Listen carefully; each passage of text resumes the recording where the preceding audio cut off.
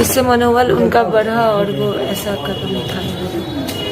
दरभंगा शहर के चर्चित भूमि विवाद कांड में हुआ एक और खुलासा। जी हां दोस्तों, दरभंगा 13 हत्याकांड एवं भूमि विवाद के मामले में एक और खुलासा निकलकर सामने आ रही है, जहां बुधवार को एक एडीएम की रिपोर्ट का मामला सामने आया है, जो एडीएम ने दी थी और एडीएम ने बनाई थी। यह रिपोर्ट जिसमें एडीएम ने कहा था कि गत 7/9/2020 को जब वह सदर अंचलाधिकारी के साथ उक्त स्थान पर निरीक्षण के लिए पहुंचे थे तो वहां शिव कुमार झा का दखल कब्जा पाया गया था।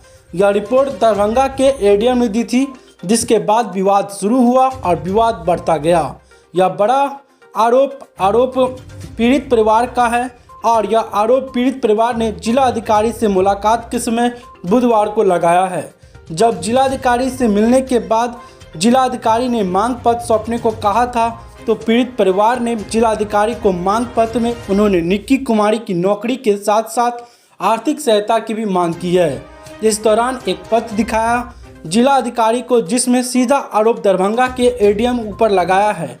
एडीएम ने अपनी रिपोर्ट में बताया था कि इस जमीन के विषय में कि यह जमीन शिव कुमार झा के दखल कब्जा पाया गया था।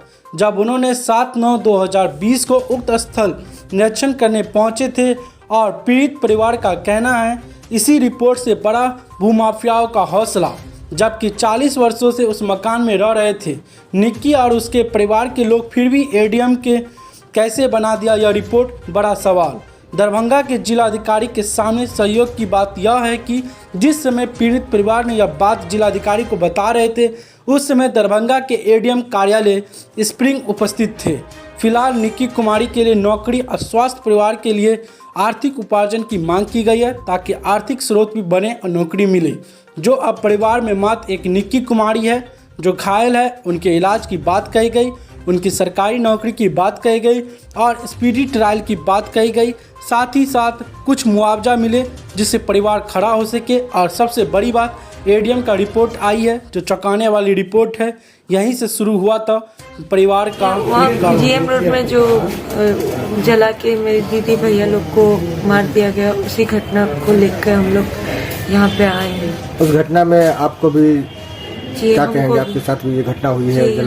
हमको भी मेरा भी पाँव जला हुआ है और उसी को लेके सर गए थे घर पे, तो फिर बोले थे कि जो भी आपका वो मिलने आए हमसे यहाँ पे लिखित जो देना चाहे आप, जो मांग है वो आप लिखित में दें और आके खुद से मिले। और एडीएम सर ने दाखिल खारिज जो डाला वो शिव कुमार झा के मतलब बोले क्या कि उनका दखल कब्जा है, इसलिए उन्होंने दाखिल खारिज कर दिया। कब का है वो रिपोर्ट?